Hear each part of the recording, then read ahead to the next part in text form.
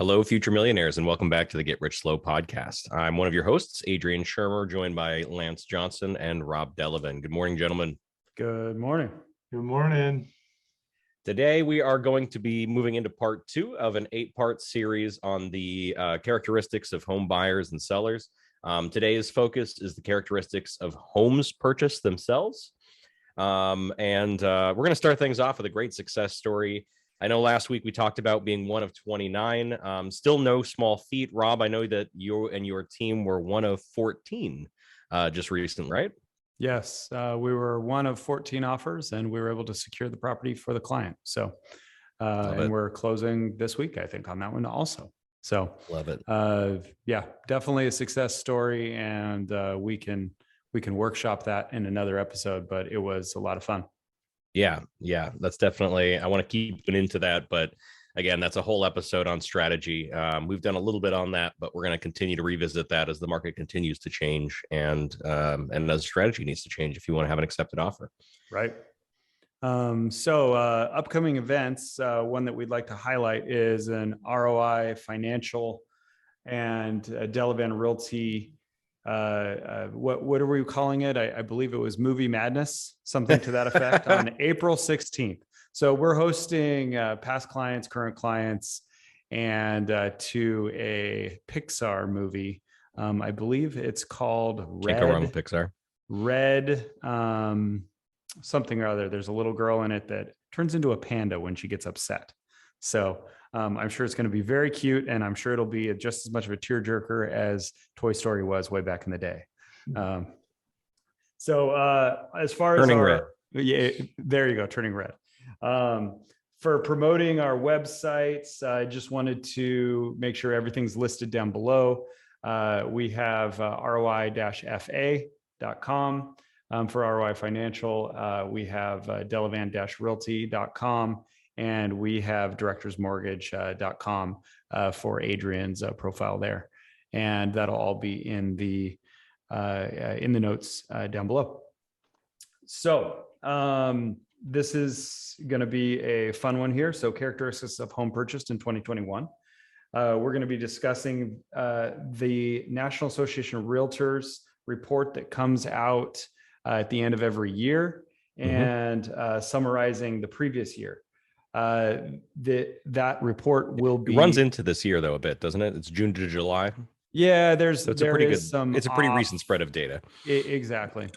And the idea is this is a year over year comparison, and it actually goes back for decades. This was I want to say this was their 40th year that they've released this, which is pretty cool. We're going to have a link to this. Specifically today, we're going to be talking about characteristics of homes purchased. It is on page 8 of this report. And we're going to go through, get some comments from you gentlemen on this, as well as we have a few questions ready to go. Okay. The first piece that we have here is I want to run through some of these guys. Or these specific points. So just go ahead and comment on them as we go and tell me to hold up if and when you guys find interesting things here. So 15% of buyers purchased a new home and 85% of buyers purchased a previously owned home. In comparison, in 1989, 29% of buyers purchased a brand new home. So we're obviously half that. Building is expensive and they're not making any more land. That's my biggest comment on that. Yeah. They keep making people though. Good so point. Something's got to give. Good point. Okay. Whole nother episode right there. It's a bit the finances of making people. I think that's going to be a lot of comments on this. So I'll keep moving. Most recent buyers who purchased new homes were looking to avoid renovations and problems with plumbing or electricity at 36%. Buyers who purchased previously owned homes were most often considering better overall value at 38%. Electricity and plumbing are problems. Nobody likes to tackle scary that. Problems. Yeah. You can burn something down or you can ruin a house pretty quickly with water. It's the reason that I bought new just a year ago. That definitely drove my bias as well, was, the developments that have progressed. Look at plumbing, right? We've gone from copper pipes to the plastic, and we've got a lot more efficiencies too, right? There's a lot more focus on efficiencies with new builds, and people are environmentally conscious.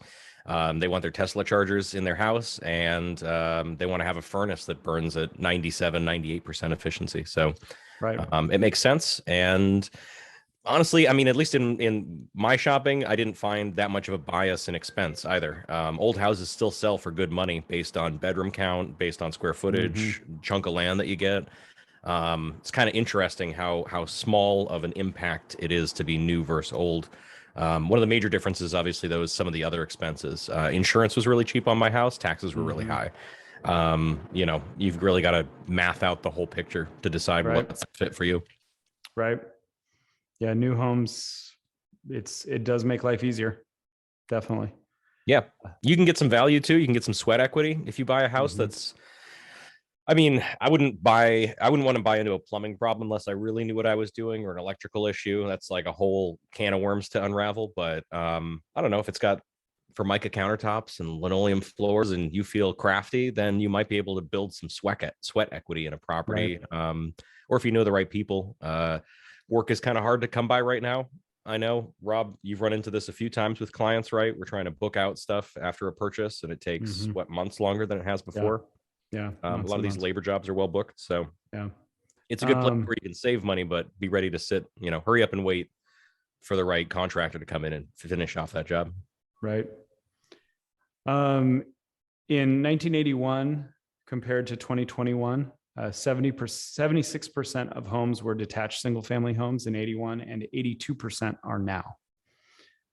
So that hasn't changed much. The single family home continues to be the most popular type of home across the country. Only townhomes or row homes at 7%. So of course you have the traditional big cities of New York, San Francisco, so forth, where everything's attached, but most of the country prefers not to share walls.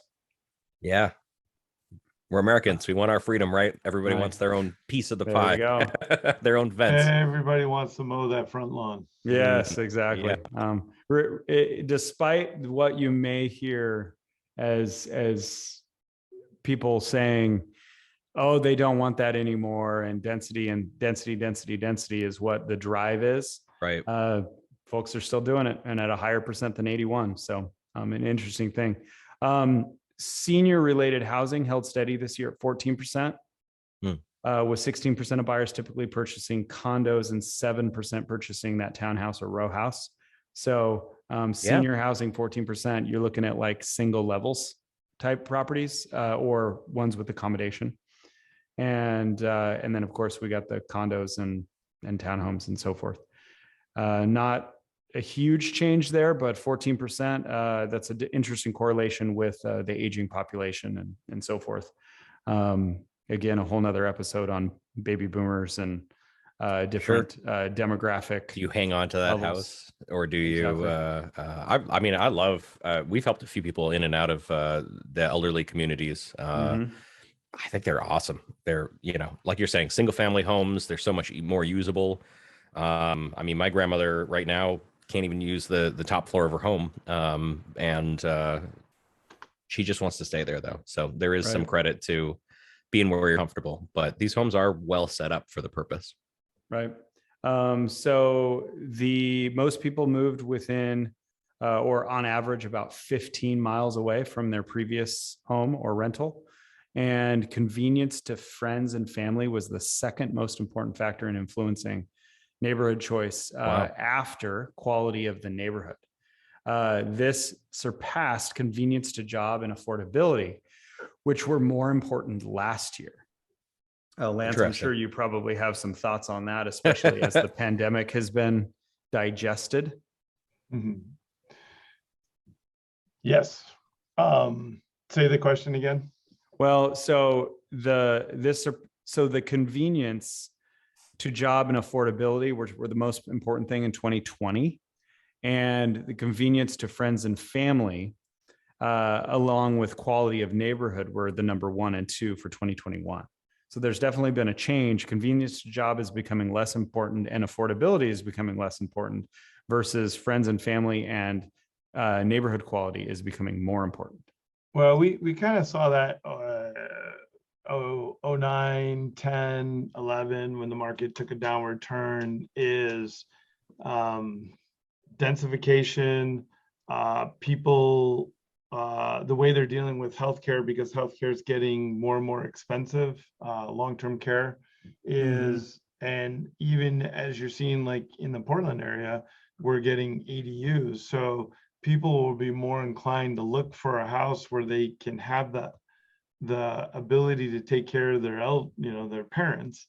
Yep. And have another choice other than paying $6,000, $7,000, $8,000, $9,000 a month in elderly care. There's just choices. And so if you can have a house that has multiple dwellings, so there's independence, but then you're close enough to take care of or hire part-time, it's an interesting trend that's been happening since 08, 09, 2010. And then now when people are working from home, they'll go to vacation places and work. I mean, Zoom towns. technology What are they has called? Zoom created, towns now, right? yeah. So there's Why just a not? whole shift of being close to a city where people were working, or a subdivision where there was, like we have Nike. They built these beautiful places to bring in, but like they're just now starting to go back to working. And when they're working, they're not doing 5 days in the office. They're doing 3 days one week, 2 days another week. So now the quality of home is changing for us. Whereas we were seeing densification, and multiple dwellings on one land, we're seeing a difference now. Yeah, it's a really interesting. It's like the second year hangover from the pandemic. Yeah. The So, reality that it's going to be long term is setting in. We're seeing the shrinkage of offices, right? Bit of commercial space shrinking. People moving their offices completely out and just keeping a core staff that they need to have it on office. And I think it's a great thing. I'm sure we're going to realize the problems. We're already seeing a bit of it, right? Like certain small towns that didn't have industry before are being inundated because they have natural beauty or they've got, cheap housing. So there's a crunch that's happening in some of these rural areas. And there's obvious downsides, but I think there's also obvious upsides of just maybe it's all right if some of that urban sprawl gets spread around a little bit instead of being jammed so hard in cities. well, I think the jamming of the cities is due to the fact that you're trying to cut down that commute, and then economies of scale and light rail. But now with the ability to work remotely, what I'm hoping and what I think will end up happening is economies supply and demand will be created. So you could go into that ghost town that was dissolved. You could go put a Google or something, or have a group that has a hub, but the cost of living compared to Portland is a lot less. And you could revitalize some of these rural inner communities. I think that's kind of exciting. It's an injection of money into those communities. Yeah, if you have a $200,000 a year tech job make its way into a community that never would have been able to pay a salary like that, then where's that money going to go? Yeah, a lot of it's going to flow into that community. It might not be totally terrible. I'd love to see some tax incentives to revitalize some of those companies now that you can work a lot easily remotely. And so like you could go to Montana, which has low property taxes, low income taxes, low estate taxes, work remotely and be on a ranch of Big Sky or close to Big Sky, but it's just Skynet internet. Yeah, it's happening. It's pretty cool. It's kind of exciting. Okay, so buyers typically purchased, I think this is probably no surprise, and again, these are national numbers, their homes for 100% of the asking price, with 29% purchasing for more than asking price. I think that speaks for itself. We know we've had a pretty hot market with in a lot of areas across the country. pushing around that 20% appreciation. And that typical home was purchased for was 1,900 square feet, and it had 3 bedrooms and 2 bathrooms. And the average age of the build was 1993. 93. So that's one of the interesting pieces that we can look at of the average age of the home. Back in 1981 was very different. Obviously, we're at 1980 from 40 years ago. Sure. So these are average 30-year-old homes exactly right now, 93. So lots of the key insight into that is 1993 was definitely not a smart home, and definitely not a efficient systems home. Although maybe probably getting a there. lot better electrical and plumbing than it was in 1973. No lead paint or things like that. But you're still dealing with a lot of renovations. No knob and tube, at least in 93. Right. But a lot of cosmetic upgrades. And I don't think that's going to change anytime soon. People want to upgrade their homes. And then the last piece, and this is very interesting, and I know I want to unpack this from a wealth building standpoint with Lance's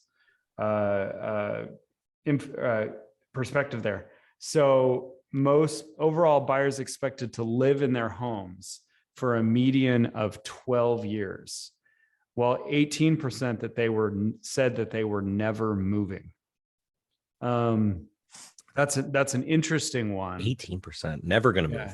So forever home. So 1 out of 5 basically are saying they're never going to move. There's a little bit of hubris in that, because we all know that our dream home today, regardless of where we're at in life, is very different from our dream home, maybe 5-10 years ago, and maybe very different from 5-10 years from now, depending on life stage. But 20% say they're never moving. And then of course, again, 12 years being the median. So what are you guys' thoughts on that? Well, I think there's a lot of factors there. So the first factor is, we've often talked about the trends of interest rates. So, the 20s to the 1950s, 1920s, interest rates came down. Then 1950 to 1982 is a 30-year, 32-year trend upwards. So when you look at getting out of World War II and people bought houses, a lot of our parents and grandparents lived in the home for 30 years, because interest rates are rising. So why do they want to go buy? Was there enough advancements in the house that you were willing to go into a bigger home? Did you really need it? Right. You had an interest rate that was 4.5%. Interest rates went up to 18. You're doubling and tripling your price because the home values went up, the size of the value, and the interest rate. Was it really worth it, or was it better just to stay in the home and make small renovation scenarios? Right. We haven't had that since 1982. The converse was 1982, you get a home mortgage for 14-18%. Interest rates are coming down to 2000. Why not flip into a smaller house as your nest gets smaller? Why not? Yeah, you could double the size of the home. Interest rates come down, your wealth went up, your income went up, and you only had to go up 1.5 times your monthly payment to get into almost twice the home as interest rates came down. Right. So here we are now, 2020. Interest rates could be going up. Will they go up? Other than this manipulation of stimulating the economy, are we going to see a trend like we did in 1950 to 1982? And will those 18% over 12 years goes to 15 or 20 because nobody wants to give up that 2.5% interest rate? Sure. Right. Yeah. And people had bigger homes, and now you're seeing tiny homes and all these shows about consolidating. Right. And so material things don't mean as much. And, so are you seeing a different trend where smaller homes, interest rates already exist? Why are they gonna? I think we're back to 1950 at some point in time, potentially. Right. And I think you're going to see that number of 12 years, which is based on the last 30 or 40 years, is going to trend differently. Yeah, it'll be interesting to see. I like the crystal ball, but history does repeat itself, especially when you look at what actually drives the markets. Interest rates drive markets harder than actual prices do because people pay on a monthly basis. Right. And that interest rate changes that monthly payment. It'll be interesting to see also if what wins, life change versus the financial change, and which one drives more. I need a bigger house, but my interest rate is so low. So how do then people finance that? How do they do big renovations? It's definitely going to be some crosswinds. What we've experienced the last couple decades. It was surreal, right? I mean, we had people downgrading or upgrading, and their payment would be exactly the same because they had so much equity. Right. And to be a down payment from that first home, we had a few clients, right, that had 6-figure equity in maybe 3 to 5 years. That was their starter home, and then that became, between the lower interest rate that they were able to get at that time and the fact that they had a larger piece of equity in that next house. We were about at the same place. So, but you're right. I mean, Lance is 100% right. Now those people are going to be kind of stuck. And if you're older generation, you want to downsize. If you've got cash, you've got equity in your house, and you're just going to buy that new one cash because what's left in your big house and what you're going to sell it for is enough to get that townhome. It's not a problem for you. But a lot of people are still pretty leveraged for one reason or another. Maybe they've got, the rest of their money tied up in investments. And again, if you're at 2.5% or even 3.5% and rates end up continuing into the 4s or 5s, it's going to be an expensive lunch to switch over to a smaller home. So I think it's going to slow things down. I think there's some different behaviors that take place. So you'll less likely have somebody selling that home, keeping that 2.5% leverage. I mean, when you think about it, it doesn't make sense to sell a home, give up a 2.5% interest rate to go into another home that's bigger, whatever, more land, and take a 4.5. So what you might see is somebody might not sell that home, but they would end up renting that home. The cash flow from the rent funds the new home. Right. And they keep it and they build wealth that way. I think you end up seeing stuff like that. I think you're gonna with Airbnb and online. That's a great point. If you have a good location in a good that home is a business that people want to visit, and you got the cheapest business loan ever. I mean, who lends 2.5% to businesses, right? Nobody.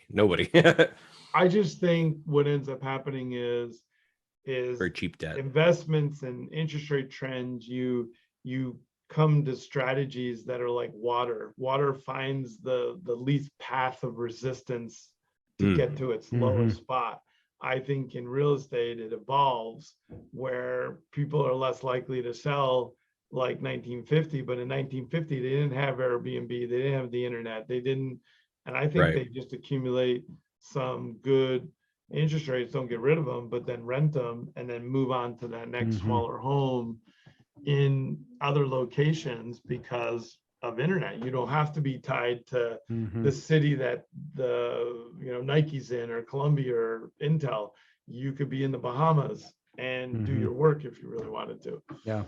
I've got a web developer friend right now who's in Hawaii for a stint of 6 or 8 months, depending on how lucky he is with rentals. And I mean, it's really not having any negative impact on his work. Probably a positive one, honestly. He does seem to be a bit more chipper. So I get more out of workers if they were in tropical paradise, maybe.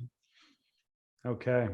So thank you, gentlemen. Just to wrap this up, there's some serious trends here. This is probably a little bit more prognostication as I anticipated, but it's fun to look at this stuff and see, kind of look ahead and see if we can't predict some of the things that are going to affect where things go. So 2022, we'll do the same thing in 2022. Yeah, I look forward to watching this episode again in 4 or 5 years and seeing exactly how right or wrong we were. So please stay tuned for the next episode in this 8-part series. We will be learning about the home search process and the statistics that came out through the 2021 report. Until then, appreciate you guys for listening, and we'll see you next time.